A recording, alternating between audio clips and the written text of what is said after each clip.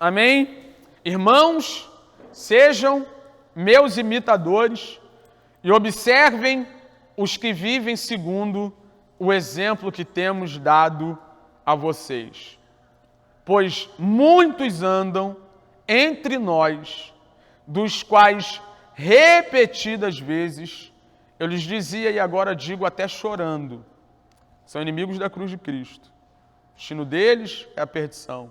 Deus deles é o ventre.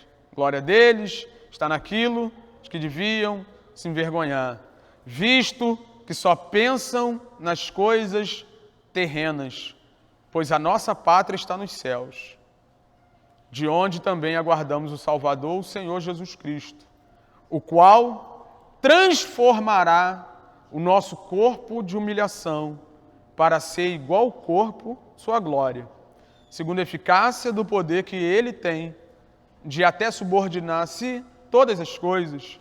Portanto, 4:1. Portanto, é aqui que conclui essa sessão, né? Meus amados irmãos, de que tenho muita saudade, vocês que são a minha alegria e coroa, sim, meus amados, permaneçam deste modo, firmes no Senhor.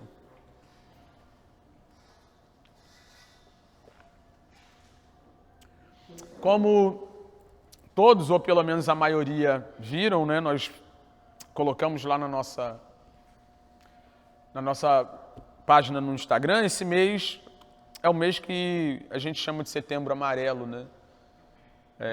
Não é uma ideia cristã, mas extremamente relevante para a gente fazer menção desses problemas que nós conhecemos muito bem, que são os problemas de ordem emocional, psicológica e até psiquiátrica, e que assolam a sociedade, a humanidade contemporânea, né?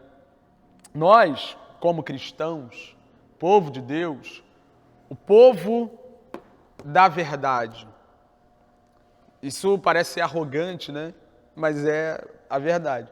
Nós somos o povo da verdade. Nós temos uma resposta verdadeira para tudo nesse mundo.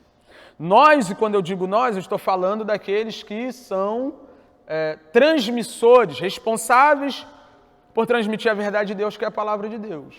Não tem ninguém nesse universo que seja capaz de responder os dramas e os dilemas que o homem enfrenta nessa existência como a Igreja de Deus. O problema é que a gente não consegue responder algumas coisas muito bem por causa de uma cosmovisão fajuta, né? Uma cosmovisão inadequada, não estabelecida pela verdade de Deus. A nossa cosmovisão, a maneira como a gente vê o mundo, em muitos momentos não é bíblica, não parte das Escrituras.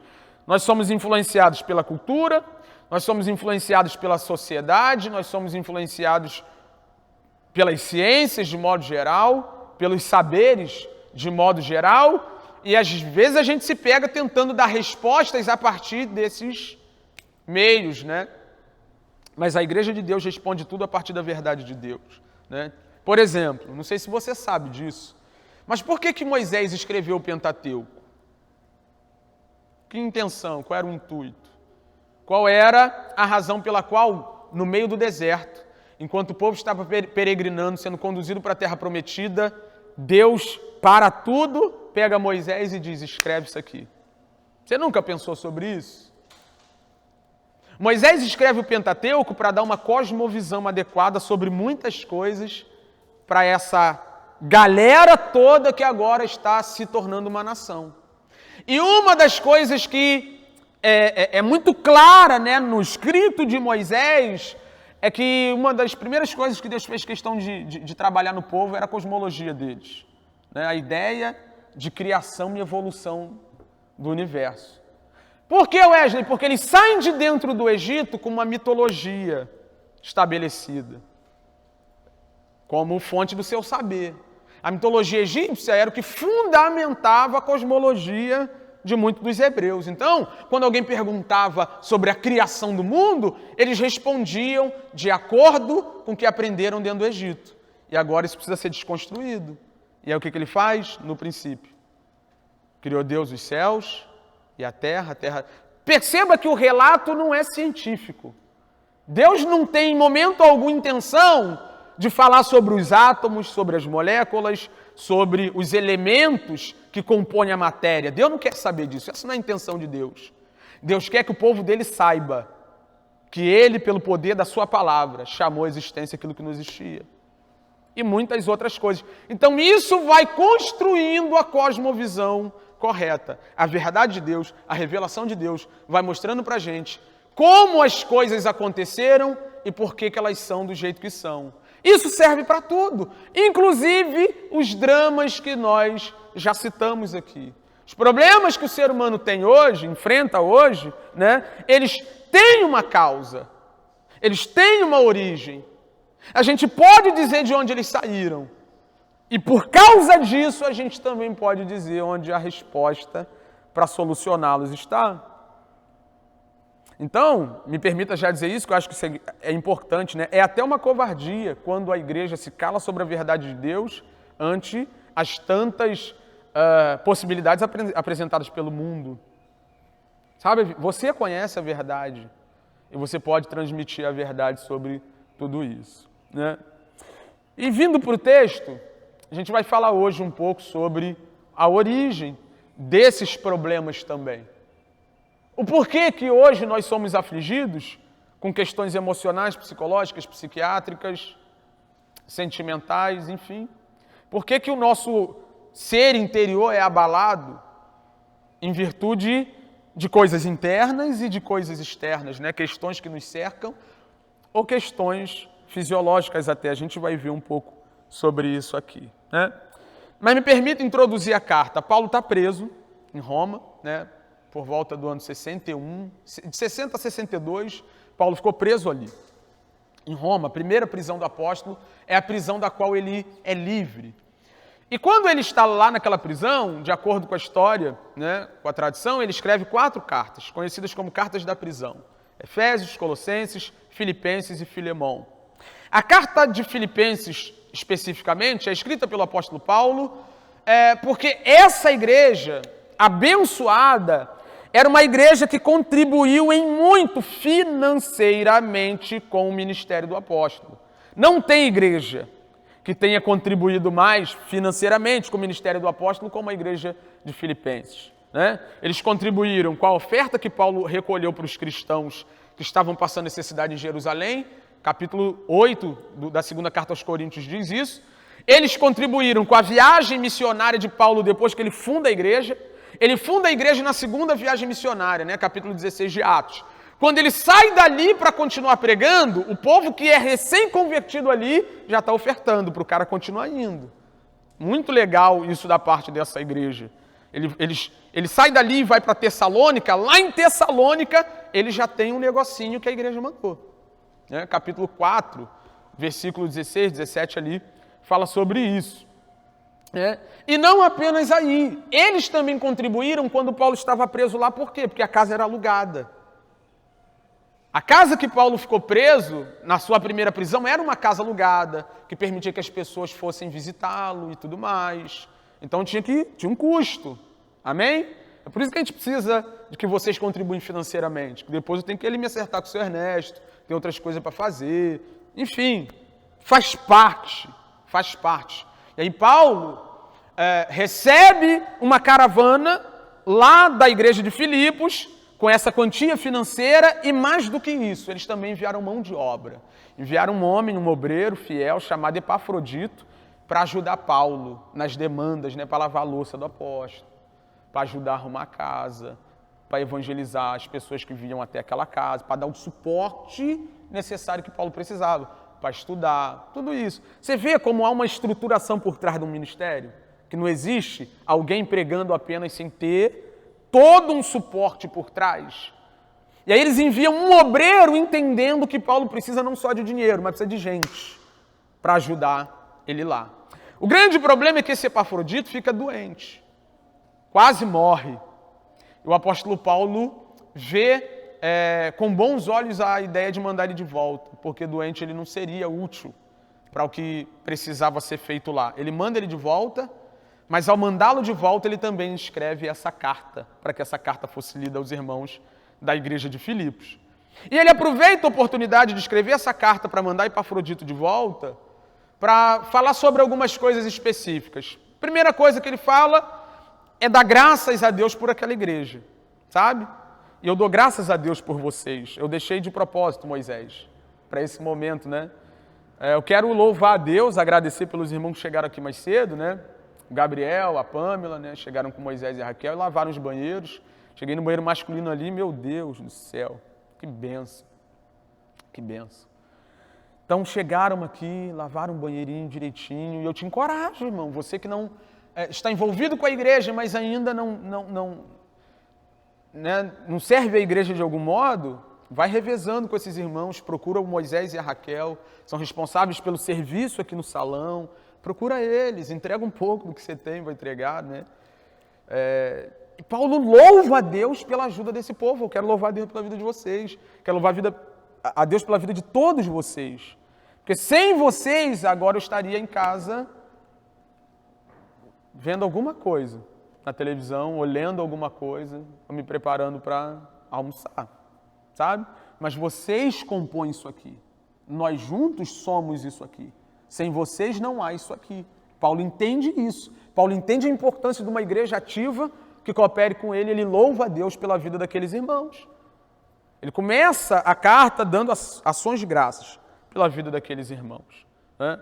Não apenas isso, mas Paulo também fala sobre a necessidade daqueles irmãos desenvolverem a sua salvação, progredirem na fé, avançarem na fé, serem aperfeiçoados na fé. Paulo também fala àqueles irmãos sobre aquilo que as pessoas chamam de tema central da carta, a necessidade de nos alegrarmos no Senhor. Diga no Senhor. Diga isso, no Senhor. No Senhor. Se alegre no Senhor.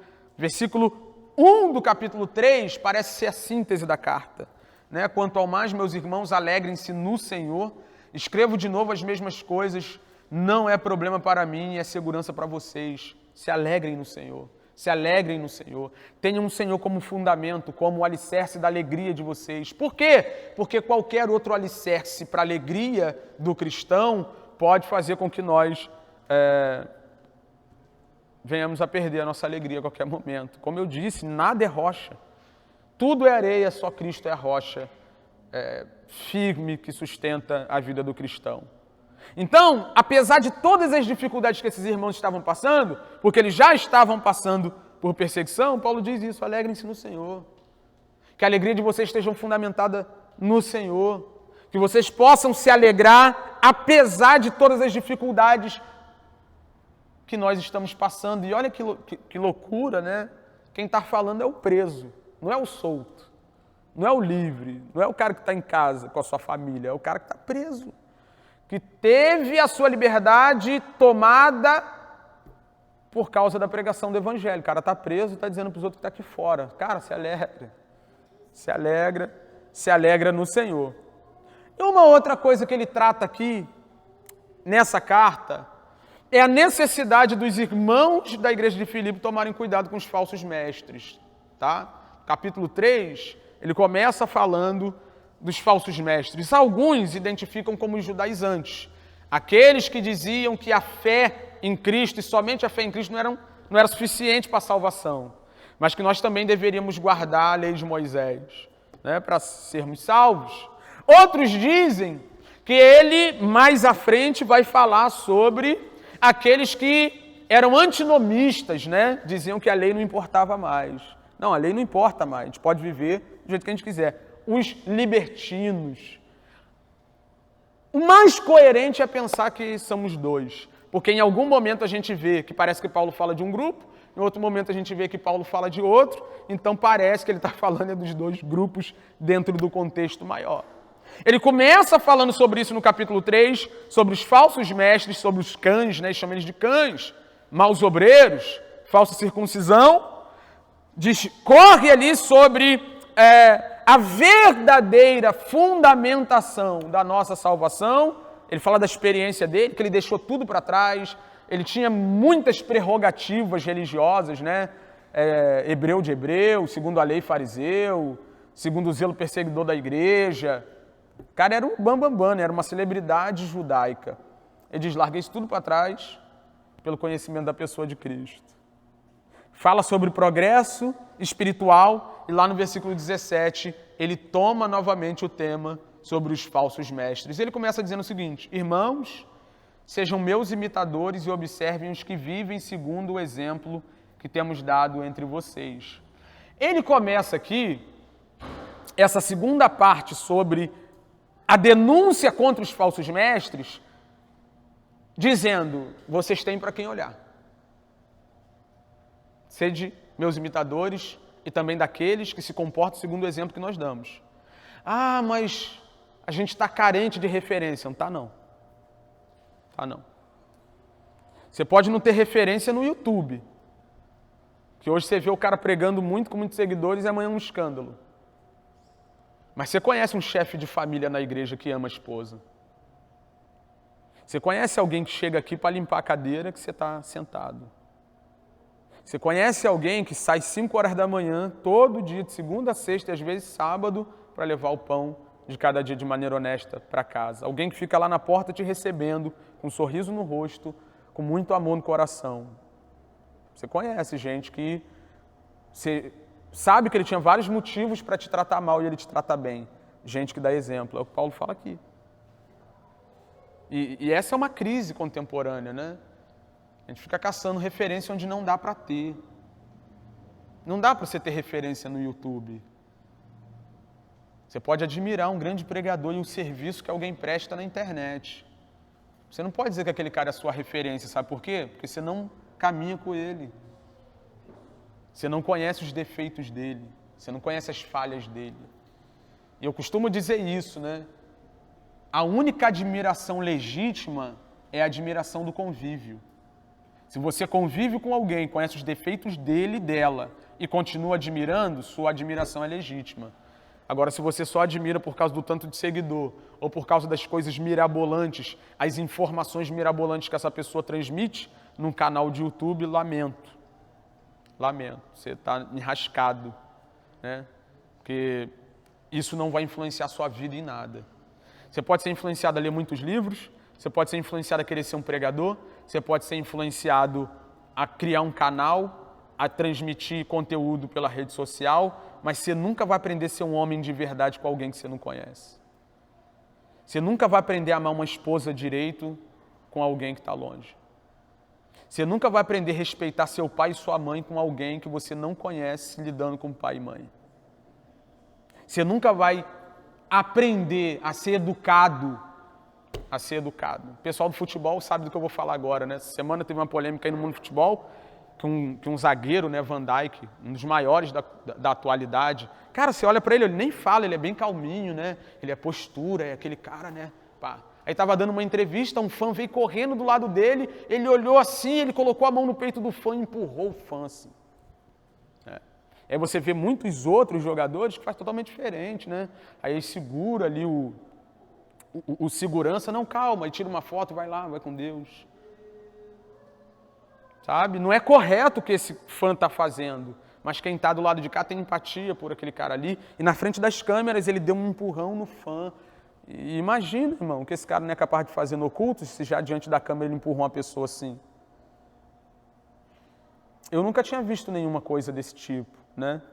E a visão que eu tinha dele é que ele era um cara bem centrado, bem, né? Bem postura e tal. Pode ter sido só um momento de estresse? Pode também. Mas a grande questão é que você não aprende a tratar as pessoas com amor, com pessoas que você não vê tratando ninguém de jeito nenhum. Então, olha o que o apóstolo Paulo diz: sejam meus imitadores e observem os que vivem segundo o exemplo que temos dado a vocês. Então, vocês têm que olhar para quem está aqui, dando exemplo todo dia, vivendo a vida comum da igreja. E quando ele fala dessas pessoas que também dão exemplo, ele está falando dos colaboradores dele. No texto, no contexto, no capítulo 2, a gente vê duas pessoas aqui. Primeiro é Timóteo. Lá no capítulo 2, versículo 20, ele diz: Porque não tenho ninguém como com esse mesmo sentimento. Está falando de Timóteo, né? Que ele vai enviar Timóteo para Filipos, para Timóteo cuidar da igreja. Ele está dizendo, não tenho ninguém com esse mesmo sentimento e que se preocupe tão sinceramente por vocês. Paulo está falando, eu conheço esse cara que eu vou mandar. Ele ama vocês de verdade. Ele se preocupa com a igreja de verdade. E é por isso que eu estou mandando ele para ir. No versículo 22... Quanto a Timóteo, vocês conhecem o seu caráter aprovado. O que vocês conhecem? As mensagens do YouTube? Vocês conhecem o quê? As atualizações no Instagram? Vocês conhecem o caráter aprovado dele? Ou a gente entende isso aqui de uma vez por todas e a gente vai continuar sendo dominado por quem não presta. Pois serviu ao evangelho junto comigo como um filho trabalha ao lado de um pai, né? Por isso que Paulo confia nesse cara. Caráter aprovado, tem o sentimento que ele tem pela igreja, ele ama a igreja e serviu ali como um filho serve ao próprio pai. Segundo, o Epafrodito. Ele dá testemunho de Epafrodito lá no capítulo 2, ainda no final, versículo 29. Ele está mandando ele de volta, né? E diz, recebam-no, pois, no Senhor, com toda alegria. E olha isso aqui. E honrem sempre os que são como ele. E como que ele é? Porque, por causa da obra de Cristo, ele quase morreu, arriscando a própria vida. Totalmente diferente do que a gente vai ver aqui nos falsos mestres, né? Então a gente tem que seguir o exemplo dessa galera. A gente tem que se espelhar em quem está aqui vivendo a vida comum, né? A vida que não tem glamour, a vida que consolida o que a gente crê de verdade.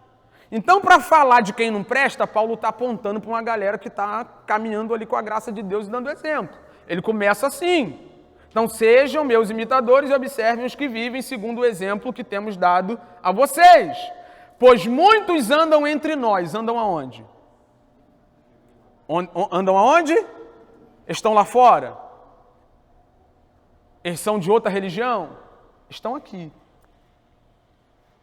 E assim, puxando a memória, né, eu tenho falado isso repetidas vezes, eles estão no nosso meio, eles estão entre nós, né? É daqui que eles surgem, sabe? Estão no nosso meio. Já falei muito sobre isso em outras vezes, vou pular. Dos quais repetidas vezes lhes dizia, e agora digo, tá vendo como é que o trabalho de quem defende a fé cristã e a integridade da igreja é uma loucura? Repetidas vezes eu venho falando para vocês, já estão um tempão, falando dessa raça que vai aparecer para destruir a igreja de Deus. Repetidas vezes lhes dizia, e agora digo até chorando, que são inimigos da cruz de Cristo. Paulo está chorando aqui, ele chora por dois motivos. Primeiro, porque isso é um problema para a igreja. Então ele chora por causa da igreja, por causa da integridade da igreja. Amém? Mas ele chora por um outro motivo que ele começa no versículo 19. O destino deles é a perdição. Às vezes você fica olhando aqui, eu falando contra essa galera, que prejudica a igreja, né, e tudo mais, parece que a gente tem eles como, sabe, imperdoáveis, irreconciliáveis, pessoas que não têm condição de se arrepender ou que a gente ama a ideia de que eles estão caminhando para a perdição. Muito pelo contrário, a gente fala com muito pesar, muita tristeza, muita dor, sabe? Queria eu que todos os obreiros fossem fiéis, que todas as pessoas que servem a igreja a amassem de verdade, mas é uma tristeza quando você se depara com pessoas que querem a todo custo destruir a igreja de Deus e você sabe para onde elas vão. De certa forma, infelizmente, né, é o caminho que eles escolheram traçar, trilhar. Mas a gente queria que eles fossem legítimos na obra do Senhor, para que naquele grande dia, todos juntos, nós estejamos diante de Deus e entregássemos, né, tá aqui, as ovelhas do seu rebanho e não do nosso. Então o caminho deles é a destruição. E aí isso tem esse caráter duplo, né? Por um lado, a igreja de Deus, sabe? A gente pode ficar, ai meu Deus, os caras estão ficando ricos, milionários, na escudo da igreja. Cara, estão indo por um caminho de destruição. Às vezes a gente fica muito preocupado com o que eles estão fazendo de errado e tem que se preocupar mesmo, mas a grande questão é que um dia eles terão que se ver com um justo juiz. É com eles e Deus. Por outro lado, a gente se entristece porque são almas indo ao inferno fazendo um desserviço, não só para a igreja de Deus, mas para o próprio bem. O Deus deles, agora ele vai caracterizar, né, os falsos mestres. Quem são eles? Estão indo para o inferno, para a perdição? o Deus deles é o ventre. Essa figura aqui que Paulo usa é a ideia da fome. Você sabe como é que a fome funciona, né? Uns mais do que outros. Você sabe como é que a fome funciona. Seu estômago, né, pede e você precisa dar alguma coisa para ele, saciar a vontade dele, saciar a fome, sabe? Em outra versão, Paulo fala de apetite. Fala que o Deus deles é o apetite deles, ou seja, eles estão vivendo em função de, tá? Quando a gente fala de idolatria, quando a gente fala da ideia de sermos idólatras, né, nós estamos falando justamente disso aqui, viver em função de alguma coisa. Tudo aquilo para o qual você vive em função é o Deus que você serve. Amém? Por isso que ele diz que o ventre deles é o Deus deles, porque eles vivem em função de satisfação própria. É por isso que eles são idólatras, né? O apóstolo Paulo está falando isso para eles. Está falando isso sobre eles, né? Eles são essa galera, que eles só pensam em si mesmos. Eles só pensam em se satisfazer. Eles só pensam em se dar bem. Eles não estão nem aí para você. Eles estão nem aí para mim. Não estão nem aí para ninguém. Eles só pensam neles mesmos. Isso é uma característica deles. A glória deles está naquilo que deveriam se envergonhar, né? Está falando do pecado de modo geral. E a gente poderia aqui exemplificar várias coisas, né? Os caras roubam a igreja e se gloriam por isso. Eles deveriam ter vergonha na cara e se envergonhar. Visto que só pensam nas coisas terrenas. Essa que é a última marca deles. E aí você vê essa ideia de só pensar nas coisas terrenas em duas coisas. Primeiro, no estilo de vida. Você conhece uma pessoa terrena só de olhar para a maneira como é que ela vive. Ela só vive em virtude disso aqui. Sabe? É uma loucura que alguém que almeja a eternidade não desfrute daquilo que já há entre nós da eternidade. Comunhão com Deus, vida com Deus, relacionamento profundo com Deus, se encher do Espírito Santo, se revestir do Espírito Santo, conhecer mais esse Deus que nós vamos passar a eternidade conhecendo através da Escritura. Você quer falar para mim que ama a eternidade se você vive em função dessa terra? Não condiz, o discurso com a vida não condiz. Sabe? Você conversa com as pessoas, eu sempre digo isso, cara, você passa uma hora conversando ali e tal, não sai nada celestial. Não sai um versículo, não sai um negócio, sabe? Não sai nenhum... Caraca, essa semana eu tive uma experiência. Não sai nada, mano. Sai nada. Terrenos. Só pensam nas coisas da terra. E os falsos mestres, em primeiro momento, eles são terrenos e só pensam nas coisas da terra a partir do estilo de vida. Segundo, a partir da sua mensagem. Que a boca fala, que o coração está cheio. E quando eles assumem a tribuna para pregar o evangelho, eles só falam de coisas terrenas. Você quer identificar alguém que te odeia? Presta atenção na mensagem que ele prega. Presta atenção na mensagem que ele prega. E às vezes, ele vai te odiar parecendo que te ama, dizendo que quer o seu bem, que quer ver você cheio de dinheiro, que quer ver você... Mas ele te odeia. Porque ele sabe que seu casamento é uma droga. Ele sabe que sua vida não anda bem, que sua vida espiritual tá igual o meu carro, só anda na reserva. E ele não se preocupa com isso. Ontem eu estava conversando com alguém pelo telefone e a pessoa falou assim, poxa, as palavras são duras, mas obrigado porque era o que eu estava precisando e tal. Sabe o que eu falei para ele? Falei assim, cara, ninguém quer falar mais nada disso, porque estão muito preocupados consigo mesmo. Não há nada mais egoísta do que negar a verdade em função do não desconforto. Eu não quero desconforto com ninguém, não. Você é egoísta, você está pensando em você. E somente em você. Então, ou você se submete ao desconforto de estar aqui, semana após semana, falando sobre o que realmente importa, ou você se deixa levar e agrada todo mundo, falando de coisas terrenas, porque a maioria das pessoas são terrenas. Então, na mensagem, você vê essa característica do falso profeta. Aí, no versículo 20, ele vai contrapor a ideia do falso profeta, dizendo, pois a nossa pátria está nos céus. Ou seja, ele usa a ideia histórica. Qual é a ideia histórica aqui? A cidade de Filipos era uma colônia romana. E toda a colônia romana funcionava como uma grande embaixada, né? Era Roma fora de Roma. E as pessoas se gabavam disso. Nós somos cidadãos romanos. Eles viviam em função de imitar Roma, né? Ser uma pequena Roma fora de Roma. Eles se gabavam sobre isso. Havia um patriotismo soberbo e arrogante. E o apóstolo Paulo já usa isso para deixar claro para os cristãos. Eu sei que os cidadãos de Filipos se gabam de serem cidadãos romanos, habitarem uma colônia romana, mas vocês não são terrenos, vocês não são romanos, antes de tudo vocês são celestiais. Nossa pátria é celestial. Eu vou ter que falar do 7 de setembro, né, irmão? Você acha que eu ia deixar passar batido? Posso deixar passar batido, né? Você está aqui ainda em Roma, em Filipos, tá? Você tem que reivindicar o que pode ser reivindicado? Deve. Deve ser cidadão? Logicamente, irmão. Deve lutar pelos seus direitos? Deve reivindicar como o dinheiro que você contribui e gasta? Você deve isso tudo. Só que você tem que tomar cuidado com os excessos. E pior do que os excessos é adulterar a nossa mensagem, as coisas que nós cremos, nossos princípios, em virtude de uma agenda política. Sabe, o reino de Deus não tem agenda política. O reino de Deus é o reino por excelência.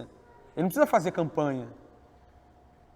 Você não está aqui fazendo campanha do reino de Deus, ele será estabelecido. Ele será estabelecido. Fundamentado em paz, justiça e alegria, o reino de Deus vai ser estabelecido, queira você ou não. E aí a gente vê pessoas lutando em virtude, sabe, da pátria Brasil. E em alguns casos é legítimo, algumas falas são legítimas, algumas coisas fazem sentido, mas sabe o que me deixa perturbado?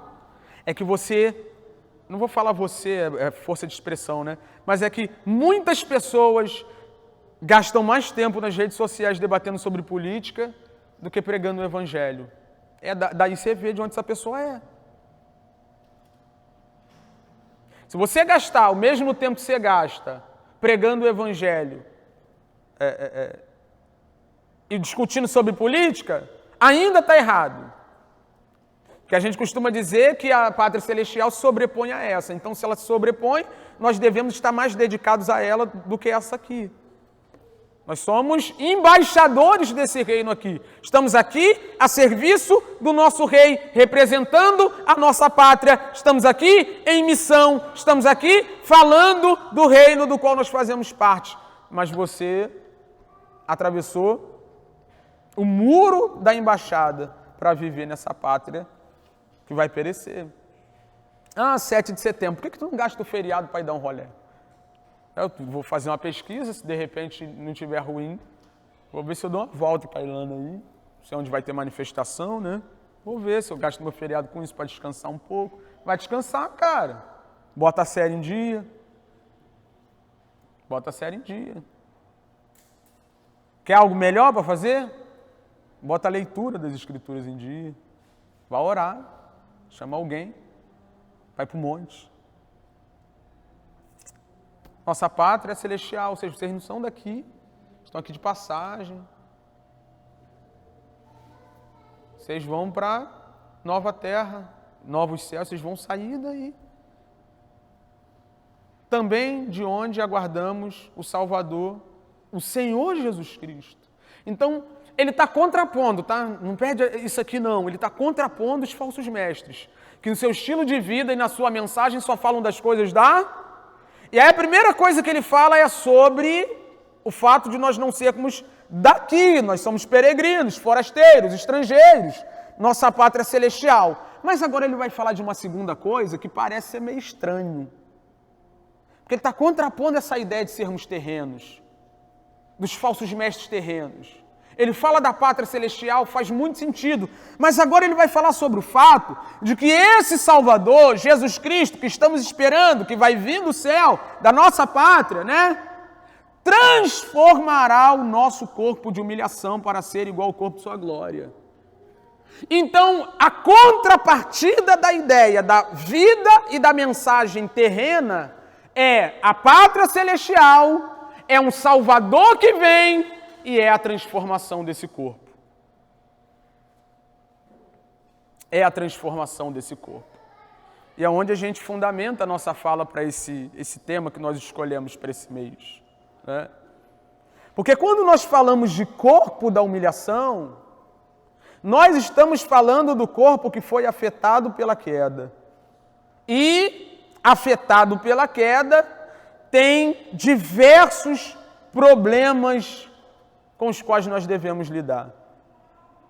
Inclusive os problemas de ordem emocional, psicológica e tudo mais. Então, desmistificando algumas coisas que a gente ouve por aí, né? Onde está o legítimo, verdadeiro problema originário dessas questões todas que nós enfrentamos? Está no seu corpo, que não é o corpo que deveria ser. Uma figura que eu gosto muito de usar é a ideia do veículo. Esse corpo aí é o veículo que carrega a sua alma, o seu homem interior, que já foi redimido, que já foi restaurado. Mas eu sempre digo, é um piloto de Fórmula 1 dirigindo um Fusquinha velho. Esse corpo não presta para atender às demandas dos anseios daí de dentro, das vontades daí de dentro. E quando a gente fala de corpo, a gente não está falando só da carne, mas do ser humano integral. Então, o problema todo que Paulo chama aqui de corpo da humilhação é esse corpo aí que foi afetado pelo pecado e que tem que lidar com muitos problemas. Deixa eu te explicar uma coisa.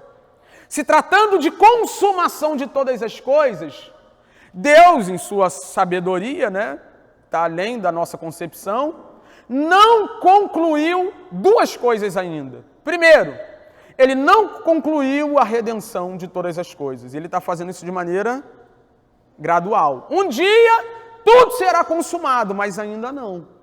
Então, a nossa salvação nós já somos salvos em Cristo, mas Ele está desenvolvendo essa salvação de maneira gradual. Está trabalhando na nossa vida, nos aperfeiçoando, tá? Né? Outra coisa que quando a gente fala de fim de tudo Ele ainda não fez, é eliminar o mal e os efeitos da queda na criação. Ele ainda não acabou com tudo isso. E por isso que esse corpo, afetado pela queda, que Paulo chama de corpo da humilhação, porque ele nos humilha. Ele nos humilha. Ele não nos permite sermos o que nós gostaríamos de ser. Ele não nos permite fazermos o que nós gostaríamos de fazer. Ele não nos permite obedecermos como nós gostaríamos de obedecer. Ele não nos permite termos estabilidade emocional, psicológica, como nós gostaríamos de ter. Ele não permite. Isso é uma humilhação. Eu estava vendo um caso, né? Acho que o Júnior que me mostrou, se eu não me engano, a gente estava vendo junto uma vez, de um bodybuilder, né? Que pegou Covid e, irmão, ele ficou igual esse pedestal aqui. Sobreviveu, mas o cara definhou. Sabe? Você que gasta um tempo na academia ali cuidando do seu corpo, pega um resfriado de 3, 4 dias. E quando de repente você olha no espelho, você fala, o que houve? Um ano inteiro trabalhando para construir o corpo, em uma semana já murchou assim, já murchou. É a humilhação que a gente tem que passar por causa desse corpo caído, né? E aí, enquanto nós ainda não formos redimidos de maneira plena, o mal e os efeitos da queda ainda vão continuar nos prejudicando, tendo a morte como ponto alto. É o último inimigo, Paulo diz isso, né? Capítulo 15 aos Coríntios, versículo 29, 28 por ali, Paulo diz que é o último inimigo da morte, o último inimigo do homem é a morte. Cristo já venceu? Já, mas ainda não liquidou a fatura. Só que até chegar à morte, você fica cansado. Fica ou não fica? Não deveria ficar, mas é o problema desse corpo. Um dia eu estava conversando isso com a Ravine, lembra? A Ravine postou uma foto, né, indo para o trabalho. Nem lembro a legenda, acho que era morta mais cansada, morta mais viva, um negócio assim. E eu falei para ela, você sabia que uma das grandes promessas do Evangelho é um corpo incorruptível? É um corpo que não cansa? É um corpo que não vai ser afetado por essas coisas? né? Foi de manhã, ela estava indo trabalhar, eu mandei uma mensagem ali para ela, para pregar o evangelho para ela a partir do cansaço que ela demonstrou na foto. Então, enquanto nós estivermos aqui, de repente você ainda não morreu, mas cansa. Diga amém. Uns mais do que outros. Né? Bom, tem gente que acorda cansado. Meu Deus do céu. Acorda cansado. Vai no médico, hein? De repente é anemia. Acorda cansado. Você envelhece. Você envelhece. Quando você sai do ventre da sua mãe, o seu corpo começa a entrar em degradação. Você envelhece, isso é efeito da queda. O corpo vai, você adoece. Quando nós falamos de doença, a gente está falando também desse nosso tema, nós estamos falando desses problemas que nós estamos tratando nesse mês. Eu quero ler com vocês aqui uma parte de um artigo da revista de Psicofisiologia da Universidade Federal de Minas Gerais. A parte do artigo fala sobre as causas, né, de maneira resumida, mas as causas ou algumas das causas da depressão e a parte do artigo diz o seguinte: a depressão é uma doença. Há uma série de evidências que mostram alterações químicas no cérebro do indivíduo deprimido, principalmente com relação aos neurotransmissores serotonina, noradrenalina e, em menor proporção, dopamina, substâncias que transmitem impulsos nervosos entre as células. Outros processos que ocorrem dentro das células nervosas também estão envolvidas. Ao contrário do que normalmente se pensa, os fatores psicológicos e sociais muitas vezes são consequências e não causa da depressão. Vale ressaltar que o estresse pode precipitar a depressão em pessoas com predisposição, que provavelmente é genética, né? Então, você está vendo como é que tem um aspecto genético envolvido com a coisa? E aí, eu não tenho autoridade para falar disso. Eu estou lendo uma parte de um artigo aqui, depois vou ler uma outra coisa que eu achei que também. Eu não tenho autoridade, pastor nenhum tem, para falar desse aspecto. Mas do aspecto essencial, sim, porque as escrituras falam. Então, eu não vou pagar aqui de psicólogo, porque eu não sou. Mas o que eu estou dizendo é que a ciência constatou que o seu corpo reage negativamente dentro desse processo, que a gente tem um diagnóstico, né, de depressão, ansiedade e tudo mais. Então, do mesmo jeito que você pode ficar diabético, do mesmo jeito que você pode ter uma série de questões que são fruto da fragilidade desse corpo que te humilha, você pode ficar deprimido. É o corpo da humilhação. É o corpo afetado pela queda. E por que é muito importante a gente ficar falando disso? Porque eu coloquei isso na legenda, né? Lá estava estudando e coloquei lá anunciando que a gente falaria sobre isso.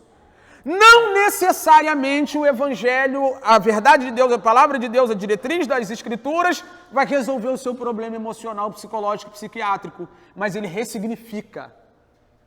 Você passa a lidar com ele a partir de uma outra perspectiva. Então você não fica olhando para o espelho pensando que você é o problema, que esse problema deve ser resolvido. Você passa a lidar com ele a partir do fato de que o seu corpo, como qualquer corpo está aqui sentado nesse auditório, foi afetado pela queda. E o remédio para isso é o anseio pela redenção. Isso acabe de uma vez por todas num corpo glorificado. Então, pode não resolver, pode, mas se não resolver, ressignifica. Você passa a pensar na questão de uma outra forma. Você entende que isso é fruto daquilo que é a origem de todos os nossos problemas. Então, é mais um dos tantos problemas que nós temos. Um outro artigo que eu li, científico também, classifica, né, a depressão a partir das causas. E a primeira classificação que ele dá é aquilo que eles chamam de depressão endógena. Esse quadro de depressão é causado por alterações biológicas e predisposição genética do indivíduo. Pode-se dizer que é causada de dentro para fora, é do que eu estava falando. É onde as reações químicas do corpo da pessoa afetam a pessoa de maneira tal que as emoções dela, que ela de modo geral é afetada por essas coisas todas. Então ela reage de maneira depressiva, ela fica deprimida em virtude dessas questões fisiológicas, né? Aspecto patológico da coisa. Mas existe aquilo que eles classificam como depressão exógena. Esse quadro está ligado a fatores externos, como estresse, traumas, frustrações, etc. Pode-se dizer que é causada de fora para dentro. Isso é uma realidade, ninguém nega isso. Algumas pessoas têm a predisposição. Algumas pessoas não têm a predisposição. Mas é uma verdade que as causas externas servem como aquilo que chamam hoje de gatilho. E aí você que tem a predisposição, a partir do gatilho, se vê nessa situação. Ou você que não tem, a partir do gatilho pode desenvolver. E a gente vive num mundo, eu volto para o texto, eu queria que você guardasse o texto. A gente vive num mundo onde os mestres, né, que nos ensinam são terrenos. Amém ou não? E o que eles ensinam para a gente? Que a gente vai ficar rico. Eles ensinam a gente a projetar. Eles ensinam a gente a criar expectativas em coisas que não é garantia para ninguém. E aí quando a frustração chega, quando esses fatores externos se manifestam ao nosso redor, quando o que juraram para a gente que aconteceria se nós seguíssemos a cartilha não acontece, a mensagem do pregador terreno, a mensagem do mestre terreno, né? Quando isso não acontece, você vai para o espelho, e pior é quando você fica no Instagram, né? Vendo o history. E fora do history, tá bem? Não é assim que o pessoal fala? Mas você fica lá, irmão, admirando aquilo que não é legítimo, aquilo que é... Isso vai trazendo aquele fardo sobre você. E você fica pensando que todo mundo conquista, mas você não. Você fica pensando que todo mundo rompe, mas você não. Eu digo isso aqui sempre. Ninguém posta boleto, não. Você já viu alguém pegar um bolo de boleto, tirar um monte de foto e botar lá? Ninguém faz isso. A gente gosta de registrar e paralisar, através da tecnologia e da fotografia, os momentos bons. Sabe? Então você fica olhando para a vida daquela pessoa e parece que aquela pessoa tem o que você não tem. Tu nem sabe se está pago, nem sabe se é busca e apreensão e fica em casa se martirizando. Tem um amigo que a gente andou muito tempo junto, na época que eu ficava lá no quartinho, lá atrás, lembra, irmão? Dormia muito lá ele. Foi abandonado pelo pai, abandonado pela mãe, vivia pela rua, dormia muito lá em casa.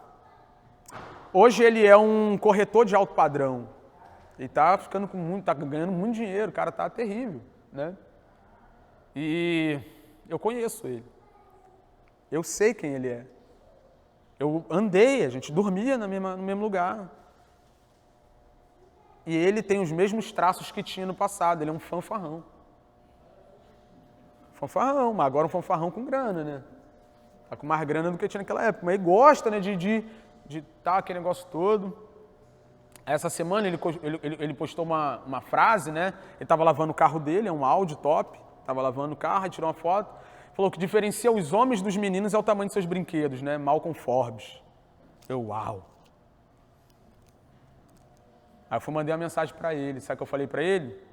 Eu falei, alguns homens e alguns meninos não têm brinquedo nenhum. Então você não pode fundamentar a ideia de que isso distingue um homem do menino. Tem menino que não tem brinquedo para brincar e homem não tem carro para dirigir. O que distingue um homem do menino é a responsabilidade que eles assumem, ou não. Aí ele, não, eu falei, não, eu estou te entendendo, eu entendi o que você quer dizer. Aí a gente conversou mais um pouquinho e eu falei para ele sobre o fato de que muita gente gosta de demonstrar algumas coisas que nem sempre são. Eu volto atrás, né, para falar do que realmente é sólido, é a nossa vida aqui. Sabe, mas a gente fica se iludindo, irmão, olhando as coisas dos outros, olhando a vida do outro, a grama do vizinho, a igreja do vizinho. No começo eu falava muito isso aqui. Aqui na igreja a gente tinha o costume de ficar olhando a igreja no YouTube, eu já fiz isso, olhar a igreja no YouTube e achar que a gente tinha que ser do mesmo jeito. Aí você ia ver a igreja que a gente admira, tem 15 anos de história. Como é que pode eu querer ser um pastor igual um pastor que tem 20 anos de caminhada? Vocês quererem ser uma igreja estruturada, a gente não tem nem lugar para fixo, a gente se reúne num salão. E a gente fica olhando, né, aquelas igrejas top, tal, aquele negócio todo. E a gente fica... Aí olha pelo YouTube, caraca, igreja tal é assim, né? Por que tu não vai lá congregar? Você vê se é assim mesmo. Vai lá, pô. E eu conheço vários casos de pastores que deram cabo da vida. Entraram em depressão profunda, sabe por quê? Porque eles não atingiram resultados que parece que outros pastores atingem. A maioria dos casos de pastores que dão cabo de sua vida por causa de depressão é em virtude de planejar, de projetar aquilo que Deus não planejou nem projetou. Então são essas questões externas que vão afetando o nosso organismo, nosso psicológico, vai desencadeando uma série de coisas e quando a gente vai ver, está deprimido. Né? As coisas terrenas, os pregadores terrenos, os projetos terrenos. Eu já disse aqui para você, eu não estou falando que essa é a única causa. O que eu estou dizendo é que dentro desse contexto fica muito claro que o que o apóstolo Paulo está dizendo é o seguinte: essa raça terrena só prejudica a vida de vocês, mas fica tranquilo, porque do céu vem um Salvador. Do céu vem um Salvador, Jesus Cristo, nosso Senhor. E Ele transformará o corpo da humilhação de vocês num corpo semelhante ao corpo de sua glória. Todo problema que você tiver no corpo, pensa nessa promessa do Evangelho, irmão. Um corpo novo. Um corpo novo. Ontem a Melanie fez uma pergunta lá no chat, eu não percebi se o Giovanni respondeu sobre a ressurreição do corpo do ímpio. Você não viu, não? Eu fiquei em dúvida se a Melanie tinha... Responderam não, né, Melanie? Melanie perguntou o seguinte, ontem nós estávamos falando sobre a ressurreição do corpo, tanto do ímpio quanto do cristão, né? E a Melanie perguntou se o ímpio vai ressuscitar num corpo glorificado também. Não foi isso? Ou não? Com que corpo o ímpio iria ressuscitar, né?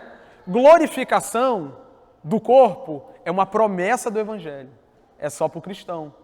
Corpo novo, transformado, como a Bíblia diz, um corpo parecido com o corpo de Cristo. Agora, isso deixa de maneira muito clara, né? Na verdade pressupõe de maneira muito clara, que se a glorificação, né? A transformação do corpo é para o crente, o ímpio ressurge no mesmo corpo para sofrer eternamente. Isso é uma promessa do Evangelho, cara. Um corpo novo que não vai sofrer o que esse corpo sofre. Um corpo novo que não vai ter problema com essas crises que a gente tem. E verdade seja dita, irmão. Claro que em alguns casos a questão é agravada, a questão vai mais além, mas, cara, hoje em dia é difícil você não se pegar numa situação de, sabe? Eu, particularmente, tenho andado mais deprimido pelo problema dos outros do que pelo meu. Às vezes eu olho a vida das pessoas, assim eu falo, irmão, vem tirar a gente desse sofrimento, vem tirar a gente dessa angústia, vem tirar a gente dessa realidade de dor, de tristeza, de mal. É por isso que eu não gasto tempo iludindo você a construir aqui é tudo mal, aqui é tudo corrompido. O que aparece de bom é a manifestação da graça de Deus. Mas Deus não nos chamou para viver de pitadas de graça, Deus nos chamou para a plenitude. E um dia nós estaremos num lugar onde Ele enxugará dos nossos olhos todas as lágrimas. Não haverá dor, nem sofrimento, nem ansiedade. Nada disso, um corpo novo. Um corpo novo, um corpo novo. Aquilo que é corruptível se revestirá de incorruptibilidade. Aquilo que é mortal se revestirá de imortalidade. Então se cumprirá a palavra que está escrita: tragada foi a morte pela vitória. A morte é o ápice dos efeitos da queda, se Ele está dizendo que a morte vai ser tragada, tudo aquilo que está abaixo da morte também, cansaço, envelhecimento, doença no corpo, doença na alma, doença psicológica, tudo isso vai ser tragada pelo corpo novo que vai revestir esse corpo velho. A morte vai ser consumida, Ele vencerá ela de uma vez por todas e nós estaremos eternamente ao lado dele. Repito, longe de mim ser presunçoso aqui dizendo que eu vou resolver o seu problema. Não consigo resolver nem o meu. Estou te pregando o Evangelho. A resposta de Deus para todo o drama humano. E nesse sentido, eu te digo sem medo de errar, que os problemas emocionais, psicológicos que você tem, são fruto desse corpo caído, da queda, são efeitos da queda. E somente a redenção desse corpo vai resolver esse problema. Amém? Coloquemos-nos de pé.